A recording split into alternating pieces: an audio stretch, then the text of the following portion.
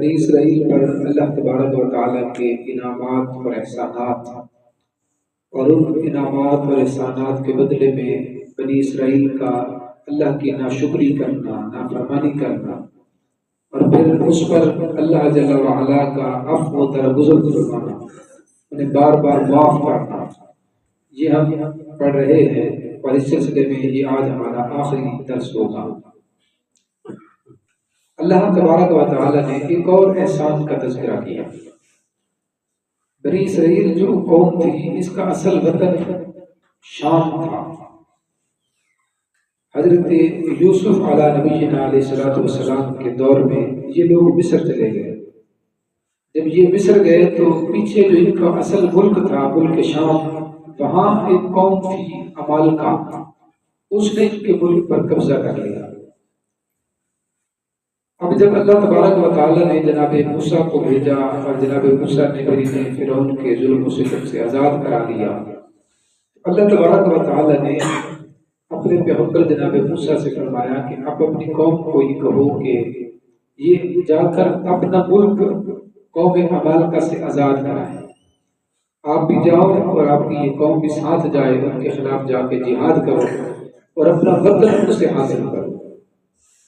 اب اللہ تبارک و تعالیٰ نے انہیں جب یہ حکم دیا، جناب موسیٰ نے ان سے کہا کہ اللہ کا یہ حکم ہے، میرے ساتھ چلو، ہم اس شہر کے اندر داخل ہوں گے اور اس کو آزاد کریں گے کیونکہ ہمارا وطن اصلی ہے۔ قالوا یا موسیٰ انا قوما فیہا جبارین۔ اب یہ جو بنی اسرائیل کے لوگ تھے، یہ کہنے لگے جناب موسیٰ سے کہ اے موسیٰ، وہ جو عمالقہ قوم ہے وہ تو بڑی سرکش قوم ہے، بہت زیادہ جنگجو ہیں اور بڑے خطرناک بندے ہیں، ہم تو ان کے خلاف جنگ نہیں کر سکتے، ہم ان کے خلاف جنگ کیسے لڑیں گے؟ وہ تو بڑی تگڑے لوگ ہیں، ان کے پاس تو جدید ہتھیار ہیں، اسلحے ہیں، ہم تو وہاں جا کر صرف پڑھنے کے لیے جا سکتے ہیں، باقی ہم آزاد تو اس کو کرا نہیں سکتے۔ لیکن جناب موسیٰ نے بتایا نہیں، کہاں جانا ہے، اس لیے کہ اللہ تعالیٰ کا حکم ہے۔ اور پھر بنی اسرائیل میں سے کچھ لوگ تھے جو حامی تھے جناب موسیٰ کے کہ ہاں وہاں اللہ تبارک و تعالیٰ کا حکم ہے تو وہاں چلو، وہاں شہر کے اندر داخل ہونا تمہارا کام ہے، فتح کے دروازے تمہارے لیے کھولنا اللہ کا کام ہے۔ جس رب نے تمہیں اتنے بڑے انعامات سے نوازا پیچھے بھی، تو آئندہ بھی وہ اللہ تمہیں نہیں چھوڑے گا اور اللہ تبارک و تعالیٰ تمہارا ساتھ دے گا، لہذا تم وہاں جا کر جنگ کرو، جا کے وہاں کم اپنی جمع بردی تو دکھاؤ، مقابلہ تو کرو، باقی فتح عطا کرنا یہ اللہ تبارک و تعالیٰ ہے۔ اب ان میں سے کچھ لوگ کہنے لگے یا موسیٰ انا لن ندخلها، حضرت موسیٰ سے کہنے لگے کہ اے موسیٰ ہم تو کبھی بھی اس شہر کے اندر داخل نہیں ہوں گے، فاذهب انت وربك، تو جا اور تیرا خدا جا۔ یہ سرکشی دیکھیں، پیغمبر سے کہتے ہیں کہ تو جا اور تیرا خدا جائے، فقاتلا، وہاں جا کے تم لڑائی کرو، جنگ کرو، جب شہر آزاد ہو جائے تو ہمیں بتا دینا، ہم بھی آ جائیں۔ اتنی بڑی نافرمانی اور اتنی بڑی جو ہے وہ کفران نعمت اللہ کی ایسے جملے بول دیے۔ اللہ تبارک و تعالیٰ کے پیغمبر جناب موسیٰ نے جب ان کی یہ بات سنی نا تو حضرت موسیٰ نے اللہ کی بارگاہ میں دعا کی، باری تعالیٰ فافرق بینی و بینہم، باری تعالیٰ بس ان کی اور میرے درمیان تفریق ڈال دے، بس الگ کر دے، اب یہ میرے ساتھ رہ نہیں سکتے، ہر بات پہ ہٹ درمی، ہر بات پہ کفران، ہر بات پہ ناشکری، اور پھر تو اتنا زیادہ ان پہ کرم فرماتا ہے، اے اللہ ان پر کچھ عذاب نازل فرما۔ اللہ تبارک و تعالیٰ نے انہیں سزا یہ دی کہ انہیں اللہ تبارک و تعالیٰ نے ایک ریگستان کے علاقے کے اندر جو ہے وہ بھٹکا دیا۔ ایک مقام تھا، مقام طے، یہ سفر کر رہے تھے تو ایک ریگستان سے گزرے، طے کا مقام تھا، وہ اتنا زیادہ صحرا تھا، ریگستان تھا کہ کچھ پتہ نہیں چلتا تھا کہ یہ کہاں جا رہے ہیں۔ کئی سال اور بعض روایات میں کہ 40 سال یہ بھٹکتے رہے، اس مقام طے کے اندر یہ بھٹکتے رہے، وہاں کوئی پانی نہیں تھا، کوئی سایہ نہیں تھا، کوئی درخت نہیں ہے، بس یہ بھٹک رہے تھے ادھر ادھر، کوئی سمجھ نہیں آتا کدھر جائے۔ تو جب وہاں بھٹکنے لگے تو اللہ تبارک و تعالیٰ نے پھر ان پر کرم کیا، مخلوق جو اس کی تھی تو کرم بھی اسی نے کرنا تھا۔ اب اللہ تبارک و تعالیٰ نے مقام طے کے اندر جہاں شدت کی دھوپ ہوئی، اللہ پاک نے ان پر یہ کرم کیا کہ جہاں ان کی قوم چل رہی تھی اللہ تبارک و تعالیٰ نے وہاں بادلوں کا سایہ کر دیا، بادلوں کا سایہ کر دیا تاکہ گرمی کی شدت سے یہ بچ جائے. اور پھر اللہ پاک نے ان پر یہ کرم کیا کہ وہاں پانی نہیں تھا، کھانے پینے کے لیے، زندہ رہنے کے لیے بندے کو خوراک چاہیے، ان کے پاس تو کچھ بھی نہیں تھا. اللہ پاک نے پھر ان پر کرم کیا کہ ان پر من و سلوہ نازل فرمائی، آسمان سے بھونے ہوئے تکر اور بٹیر آتے اور یہ لوگ کھاتے. اللہ پاک اس احسان کو ذکر فرما رہے ہیں. وَظَلَّلْنَا عَلَيْكُمُ الْغَمَامَ وَأَنزَلْنَا عَلَيْكُمُ الْمَنَّ وَالسَّلْوَىٰ. فرمایا اور ہم نے سایہ کر دیا تم پر بادلوں کے ساتھ. وَأَنزَلْنَا عَلَيْكُمُ الْمَنَّ وَالسَّلْوَىٰ. اور ہم نے اتارا تم پر من و سلوہ. من و سلوہ ہم سنتے ہیں نا، من و سلوہ لوگ کہتے ہیں اچھے کھانے ہوں تو لوگ من و سلوہ کہتے ہیں. تو من و سلوہ یہ پہلی غذا تھی جو بنی اسرائیل پر اللہ کی طرف سے اتری، وہیں سے پکا پکایا کھانا آتا ہے کھانے کے ٹائم، اور یہ بڑے لطف کے ساتھ اس کو کھاتے ہیں. کلوا من طیبات ما رزقناکم. فرمایا کھاؤ ان چیزوں سے جو ہم نے تمہیں پاکیزہ عطا کی، جو پاکیزہ چیزیں ہم نے تمہیں صاف ستھری چیزیں رزق کے طور پہ دی ہیں، ان چیزوں میں سے کھاؤ.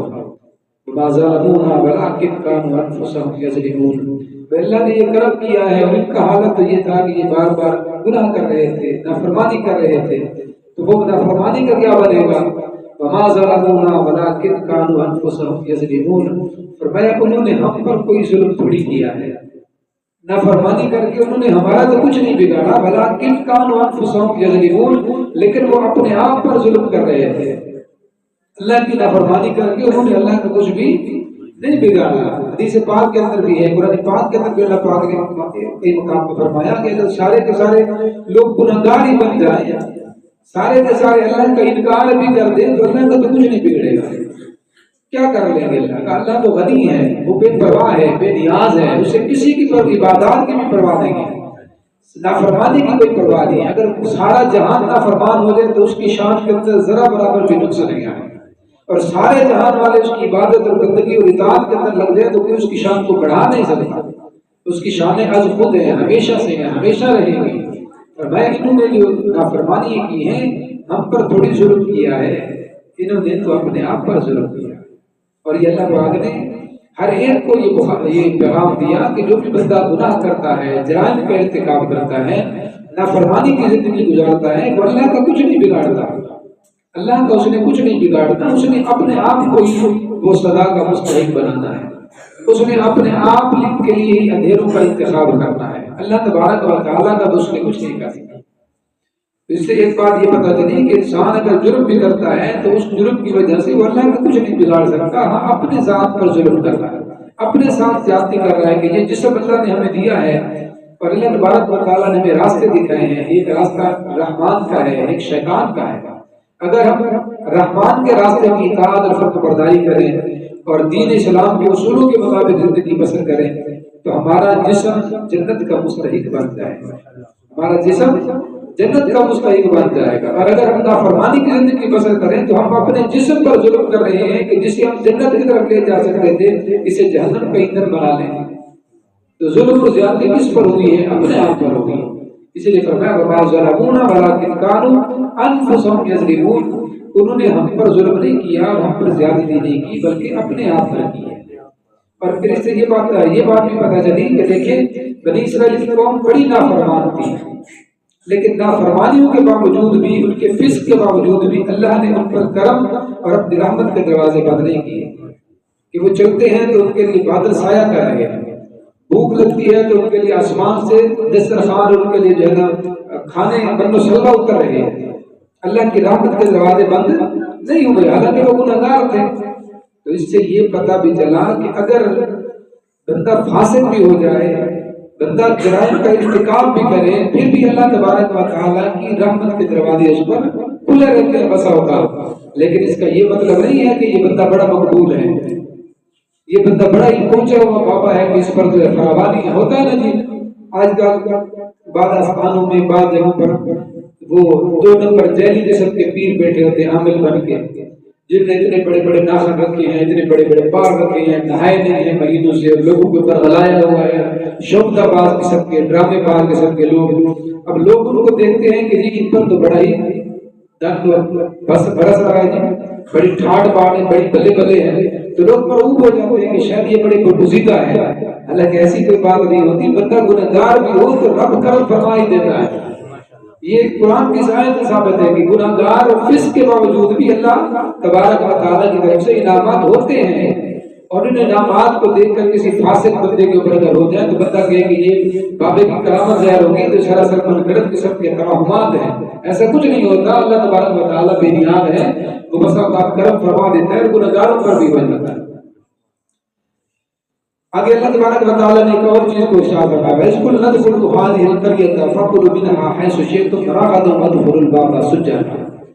اب اللہ پاک نے ہمیں حکم دیا کہ تم اس بستی کے اندر داخل ہو جاؤ. اب وہ بستی کون سی ہے؟ تاریخی اعتبار سے بستی کون سی ہے، تاریخ کیا کہتی ہے، قرآن پاک اس بارے میں کچھ نہیں کہتا. بس ایک مطلق بستی کا ذکر ہے کہ ایک بستی تھی. اللہ پاک نے فرمایا کہ اس بستی کے اندر چلے جاؤ. اب تم اس بستی کے اندر جا کے اپنا مسکن، اپنے گھر بناؤ، وہاں زمین کے اندر کھیتی باڑی کرو اور پھر زمین کے اندر بیج بو، کاشت کرو، وہاں سے تمہیں کھانے پینے کی چیزیں مل جائیں گی. اس بستی میں داخل ہو جاؤ. اور ساتھ یہ حکم دیا کہ چونکہ تم فاتح ہو، اللہ نے تمہیں فتح دی ہے، اس بستی میں داخل ہونا ہے. تو جب اس بستی میں داخل ہو وَادْخُلُوا الْبَابَ سُجَّدًا وَقُولُوا حِطَّةٌ نَغْفِرْ لَكُمْ خَطَايَاكُمْ. اتنا کرنا کہ تم دروازے سے داخل ہونا، جس طرح بندے داخل ہوتے ہیں دروازے سے داخل ہونا، اور سر جھکائے ہوئے میری بارگاہ میں اور میری بارگاہ میں یہ کہتے جانا کہ اے اللہ ہمارے گناہوں کو معاف کر دے، ہمارے گناہوں کو معاف کر دے. بس یہ کلمے کہتے جانا میں نے تمہیں معاف کر دیا. اس طرح چلے جاؤ. اللہ پاک نے بستی میں داخل ہو جاؤ. اب جب بستی میں داخل ہو گئے ہونے لگے تو کچھ لوگ تو دروازے سے داخل ہوئے، کچھ چھت کے اوپر سے دیواریں پھیلانے لگے کہ جو ہے جلدی ہم چلے جائیں. ہوتے نا جلدی کہ ہم جا کے چندن گھر جو ہے نا ہم جلدی جلدی بننا دے، جو اچھی چھتاں ہوگی وہ جا کے قبضہ کر لیں گے. تو لوگوں نے دروازے کے بجائے دیواروں سے جو ہے چھلاکے لگانا شروع کر دی. اور پھر وَقُولُوا حِطَّةٌ نَغْفِرْ لَكُمْ، اللہ نے جب فرمایا تھا نا جب داخل ہو تو عاجزی کرتے ہوئے اور مجھ سے معافی مانگتے ہوئے اور یہ کہتے ہوئے کہ اللہ ہمیں بخش دے، یہ کہتے ہوئے داخل ہونا. فَبَدَّلَ الَّذِينَ ظَلَمُوا قَوْلًا غَيْرَ الَّذِي قِيلَ لَهُمْ، تو جو ان میں سے ظالم لوگ تھے انہوں نے بات ہی بدل دی جو ہم نے کہی تھی. جو بات ہم نے کہی تھی کہ یہ کہتے ہوئے جانا، انہوں نے اس کے کچھ برعکس کہنا شروع کر دیا. رب نے تو کہا یہ لفظ کہتے ہوئے جانا کہ اللہ مجھے معاف کر دے، ہمیں بخش دے، لیکن کچھ سرکش ایسے تھے جنہوں نے اس بات کو تبدیل کر دیا، اپنے طرف سے کچھ جملے بولنے لگے، یعنی اپنے ہی نغمے الاپنے لگے، وہ اللہ کا بتایا ہوا کلمہ چھوڑ دیا. فَأَنزَلْنَا عَلَى الَّذِينَ ظَلَمُوا رِجْزًا مِنَ السَّمَاءِ بِمَا كَانُوا يَفْسُقُونَ. فرمایا پھر ہم نے نازل کر دیا ان لوگوں پر جنہوں نے ظلم کیا، رِجْزًا مِنَ السَّمَاء، آسمان سے ہم نے ان پر عذاب نازل کر دیا، بس سبب اس کے کہ جو وہ نافرمانی کرتے ہیں، ان کی نافرمانی کی وجہ سے ہم نے انہیں عذاب دیا. جو لوگ ظالم بنے، جنہوں نے نافرمانی کی، انہیں عذاب دیا گیا. تو اس سے یہ پتہ چلا کہ اللہ تبارک و تعالیٰ جب بھی کسی پر عذاب کا فیصلہ مسلط کرتے ہیں، عذاب نازل کرتے ہیں، تو عذاب اللہ تبارک و تعالیٰ کی خوشنودی نہیں ہوتی کہ اللہ چاہتا ہے کہ عذاب دے دو، نہیں، بلکہ اس کا فیصلہ یہ ہے اور اس کا ضابطہ یہ ہے کہ قوم جب عذاب کو خود دعوت دیتی ہے نافرمانی کر کے اللہ تبارک و تعالیٰ کی مسلسل جو ہے وہ احکام کو پس پشت ڈالنے کے بعد جب قوم مسلسل اللہ تبارک و تعالیٰ کی نافرمانی کرنے لگتی ہے، اتنا زیادہ ظلم کر دیتی ہے کہ ان کی کرتوتوں کی وجہ سے پھر ان پر عذاب آتے ہیں. اگر اللہ نہیں چاہتا کسی کو عذاب دے، قومیں اپنے اوپر خود جو ہے وہ عذاب کو مسلط کرتی ہے. جب قوم اللہ تبارک و تعالیٰ کی اطاعت کا رستہ چھوڑ دے تو پھر اللہ تبارک و تعالیٰ ان پر ذلت کو مسلط کر دیتا ہے. اور ان کے ساتھ یہی ہوگا. پھر ان پر اللہ پاک نے پانی کی طلب تھی، پانی نہیں تھا اس میدان کے اندر، تو یہ جناب موسیٰ کے پاس آئے کہ ہمیں پیاس لگی ہے، کھانا تو آ گیا، پانی نہیں ہے. اگلے رکوع میں اللہ پاک نے فرمایا تو جناب موسیٰ نے اللہ کی بارگاہ میں دعا کی، باری تعالیٰ پانی کا بھی کوئی انتظام کرنا، پانی کا بھی انتظام. تو اللہ پاک نے فرمایا جناب موسیٰ سے کہ اپنا عصا جو سوٹی تھی اس کو پتھر پر مارو. جناب موسیٰ نے پتھر پر اپنا عصا مارا تو اللہ نے 12 چشمے اس کے اندر پیدا فرما دیے.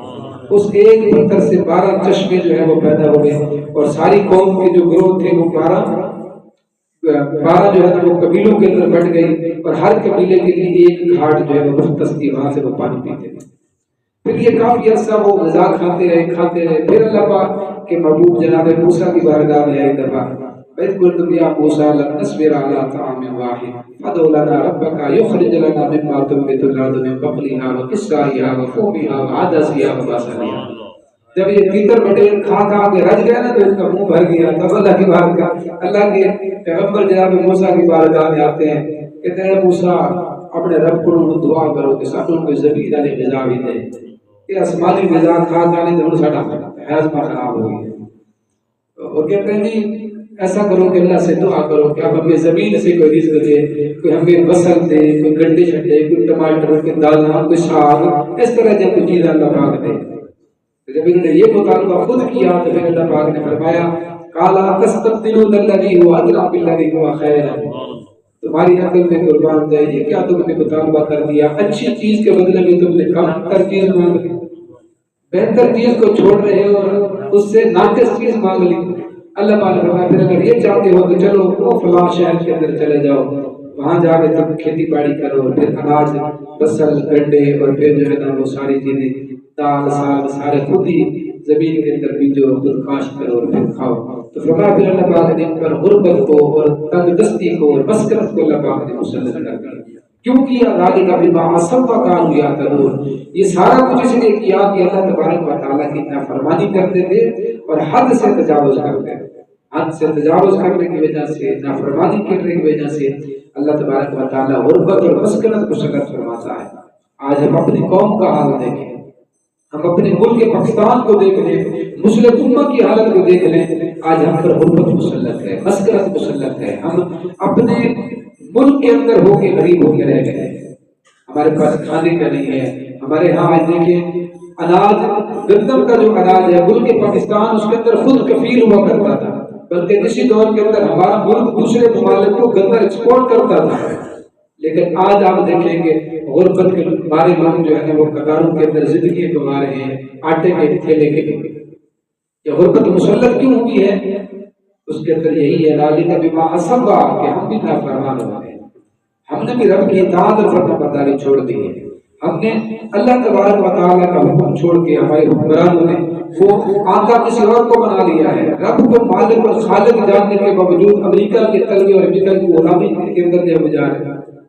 جب اس طرح کی حرکات ہوں گی تو غربت اور مسکنت مقدر ہونا یہ اللہ تبارک و تعالیٰ کی طرف سے فیصلہ ہے۔ اللہ پاک ہم سب کو صحیح سمجھ عطا فرمائے۔